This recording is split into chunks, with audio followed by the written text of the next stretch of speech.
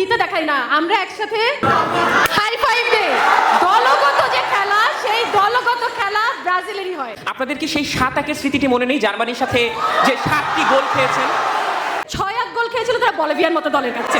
অর্থাৎ নিজেদের যে স্মৃতি, সেই নিজেদের স্মৃতি কিন্তু তাদের মনে থাকে না। খেলার নাম ফুটবল, খেলাটা শুরু হয় তাদের হাত দিয়ে। অর্থাৎ এবং সেই ধরনের কাজ করার পরেও রেফারি আসলে এবারও আর্জেন্টিনার হয়েই খেলতেছে, বোঝা গেছে, ভুলেই গেছে 36 বছর কাপ ছাড়া বসেছিল। আমাদের 24 বছর নিয়ে কথা বলতে আসে মানুষ, যে নিজের অতীত ভুলে যায়। সব থেকে বড় উদাহরণ হচ্ছে আর্জেন্টিনা।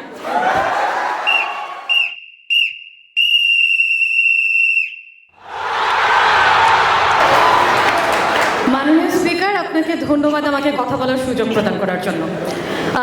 আমাদের আর্জেন্টিনা দল যখন খেলে, সেখানে 11 জনের সাথে মাঠে আরেকজন থাকে, তিনি হচ্ছেন রেফারি।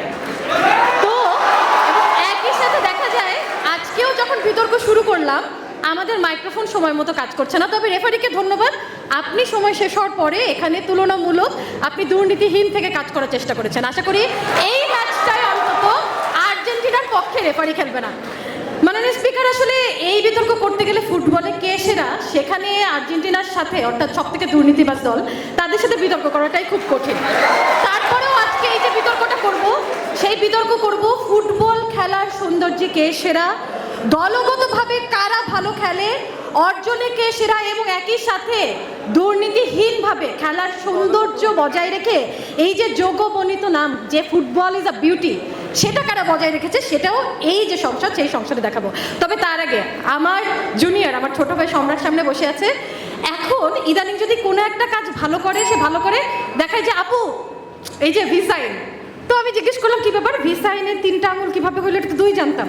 বলে আর্জেন্টিনা 3টা জিতছে না। তো এরপরে বললাম দেখো, আমরা এই 3টা ভিতে দেখাই না, আমরা একসাথে হাই ফাইভ দে। দলগত যে খেলা, সেই দলগত খেলা ব্রাজিলেরই হয়, কিন্তু ওয়ান ম্যান আর্মি হয়ে ভিসাইনের জায়গায় 3টা দেখায় আর্জেন্টিনাই। আপু, আমরা তো আসলে ভিসাইনের তো আপনারা আগে জিজ্ঞেস করেন, এত স্বৈরাচারী হলো। প্রশ্নটা নেন। জি বলেন। প্রশ্ন নিচ্ছেন? জি জি বলেন, প্রশ্ন বলেন। প্রশ্নটা হচ্ছে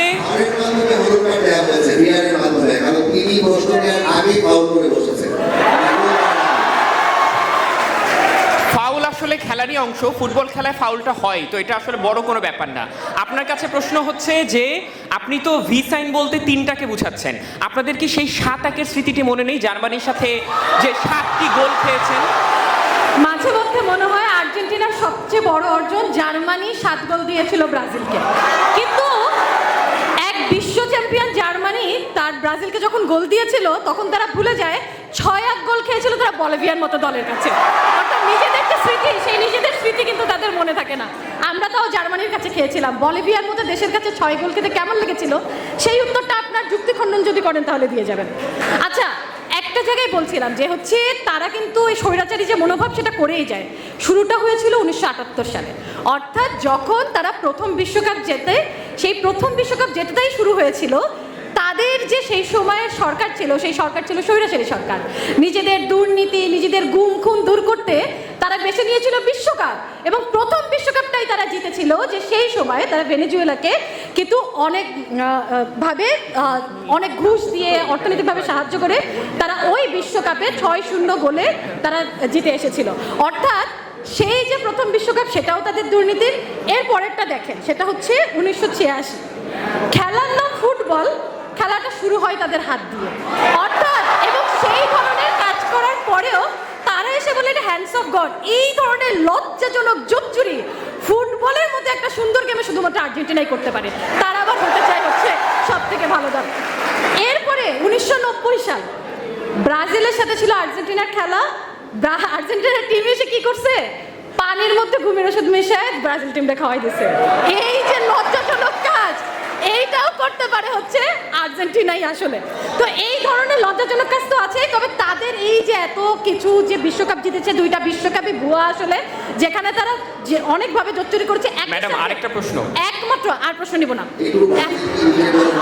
নিজের দলের কথা সবাই জানে, 5টা বিশ্বকাপ জিতছি আমরা, সেটা নিয়ে অনেক বলবো, এবং আমার দল বসেই আছে বলার জন্য। সব থেকে সুন্দর গেম খেলে হচ্ছে ব্রাজিল, একা গেম খেলে না এখনো পর্যন্ত টানা। তার দলের সব থেকে যে স্টার ডিবেটার, সেটা ব্রাজিলে এসেছে, সরি স্টার খেলোয়াড় তারা ব্রাজিলেই আছে, কিন্তু আর্জেন্টিনায় ম্যারাডোনা এবং হচ্ছে মেসি ছাড়া আপনারা কাউকে খুঁজে পাবেন না। তো এই যে দলগত খেলা, এই যে সৌন্দর্য, আজকে আমাদের যদি নেইমার নাও থাকে তাও আমরা ম্যাচ ভালোভাবে জিতে আসি। তাদের মেসিরা ছাড়া দেখেন তাদের দৌড়াইতেই কষ্ট হয়ে যাবে। কিন্তু এরপরে দেখেন আমাদের যে বিশ্বকাপের ক্ষেত্রে তারা বললেন 2002 পর থেকে আমরা কি করছি, ভুলেই গেছে। 36 বছর কাপ ছাড়া বসেছিল, আমাদের 24 বছর নিয়ে কথা বলতে আসে। মানুষ যে নিজের অতীত ভুলে যায়, সব থেকে বড় উদাহরণ হচ্ছে আর্জেন্টিনা। এরপরে দেখেন তারা হয়তো বলতে পারে যে আমরা তো এখন বিশ্ব চ্যাম্পিয়ন হয়ে আসছি, খুবই ভালো কথা। গতবারের বিশ্বকাপটা একটু খেয়াল করেন, বিশ্বের ইতিহাসে এত পেনাল্টি একটা ইয়েতে বিশ্বকাপে কখনো হয় নাই। কারা পাইছে?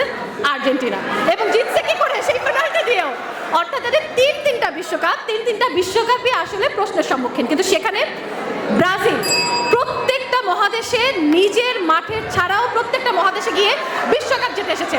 আমেরিকা বলেন, এশিয়া বলেন, আফ্রিকা বলেন, সবখানে তারা ভালো করেছে। তারা তো সময় বেশি নিছে, আমরা একটু বেশি নিব না? আমি সমান সুযোগ চাই। রেফারি আসলে এবারও আর্জেন্টিনার হয়েই খেলতেছে, বোঝা গেছে।